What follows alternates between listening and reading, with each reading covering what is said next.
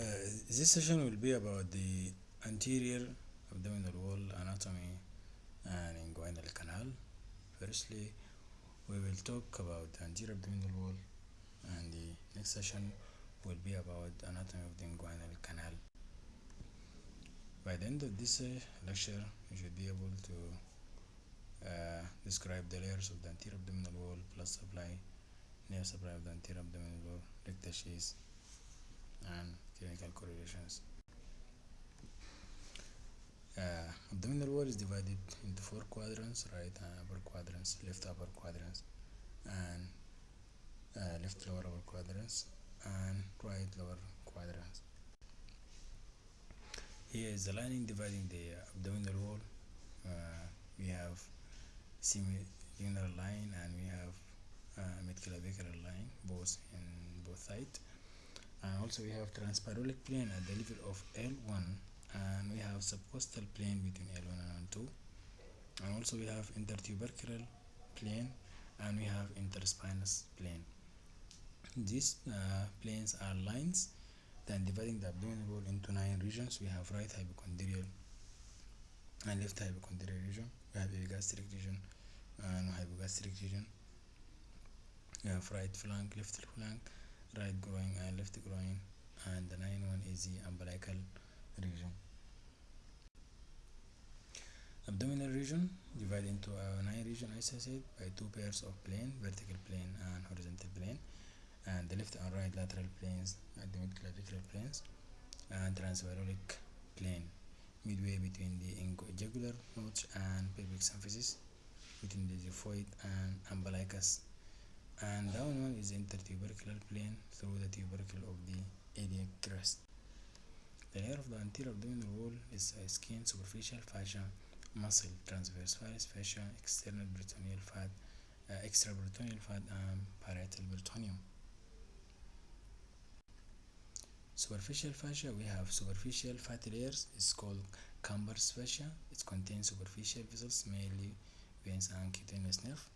And the deep membranous layer is called Scarbus fascia. Deep to the Camber's fascia is continuation in the perineum, referred to as Colles fascia.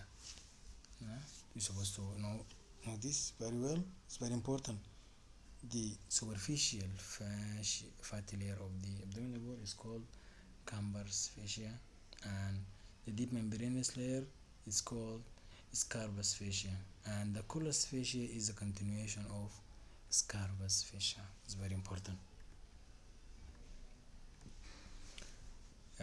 Abdominal wall is divided into 4 quadrants: right upper quadrants, left upper quadrants, and left lower upper quadrants, and right lower quadrants.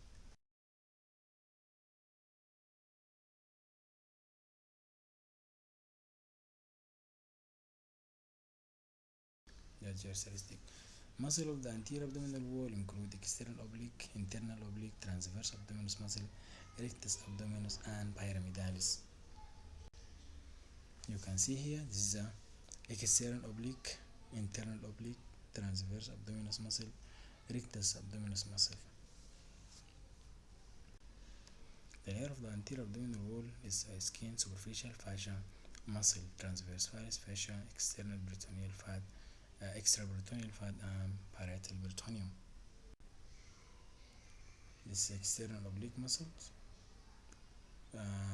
rectus sheath. They form the lateral margin of the external oblique, and the midline is the linea alba, as you know. And spermatic cord passing through the external oblique aponeurosis. We have round ligament of the uterus existing through superficial inguinal ring and spermatic cord of the male. And here is the suspensory ligament of the penis or clitoris, also a part of the external oblique aponeurosis. Abdominal wall is divided into 4 quadrants: right upper quadrants, left upper quadrants, and left lower upper quadrants, and right lower quadrants.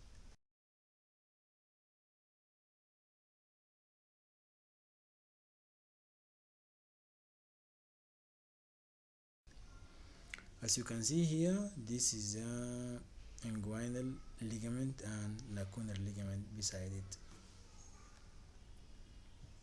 and the pubic tubercle also, symphysis pubis. The inferior lumbar triangle is bound in the inferior border of the iliac crest. Inferiorly, lateral border is external oblique aponeurosis muscle, and medial border is the latissimus dorsi, the site of real lumbar hernia. Internal abdominal oblique muscle,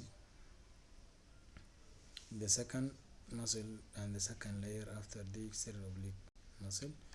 Superficial lumbar triangle is most common site of lumbar hernia. Superior border is the 12 rib, middle border is iliacostalis muscle, and lateral border is the internal oblique muscle. Abdominal wall is divided into superficial fascia. We have superficial fatty layers. It's called Camber's fascia. It contains superficial vessels mainly.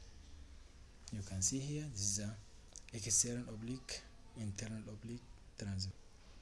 Pyramidalis, it's from the like pyramids from the symphysis pubis, but this muscle is not found in all human beings, could be absent. Lina alba, median raphe, extended from the xiphoid to pubic symphysis, lies between the paired rectus abdominis muscle. Rectus abdominis muscle are paired. Fusion of the aponeurosis of transverse abdominis, internal oblique and external oblique. This is lean alba is forming like the anterior junction for the aponeurosis of all these three muscles. Rectus sheaths is the sheath that found the space that found between the aponeurosis of the external oblique, internal oblique, transverse abdominis muscle and transverse valis fascia. It contains superior rectus vessels, rectus abdominis muscle, and this characteristic line divided into certain part is called arcuate line. Abdominal wall muscle and rectus sheath. Rectus sheath is divided into like 3 to 4 parts. In the upper part of the rectus sheath, you can find only the anterior border of the rectus sheath is the external oblique muscle, and the content mainly rectus muscle and inferior superior gastric vessels and lower intercostal nerve.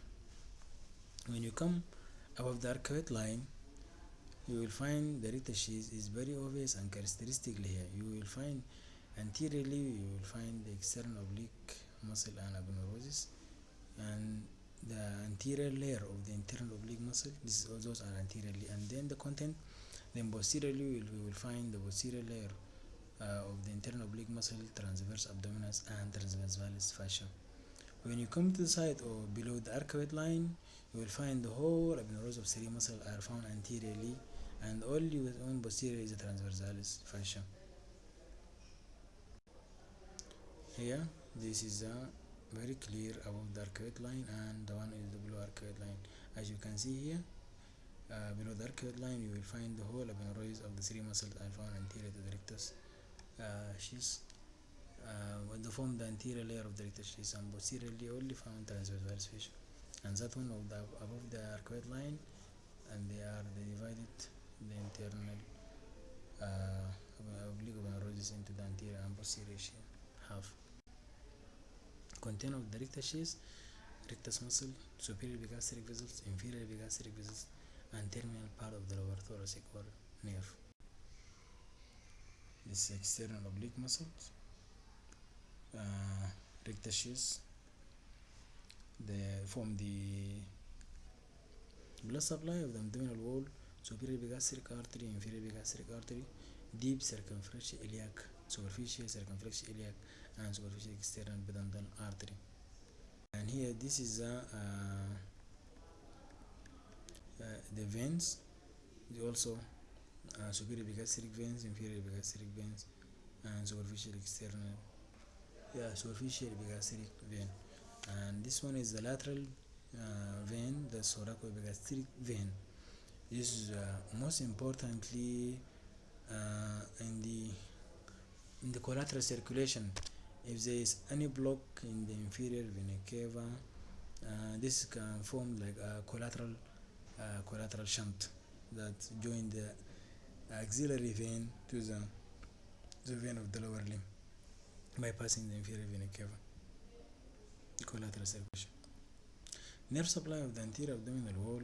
We have a ventral rami of T7 to 12, and we have iliohypogastric nerve and ilioinguinal nerve. That's all about the abdominal wall muscles innervation and structures. I hope it was very clear. Thank you very much.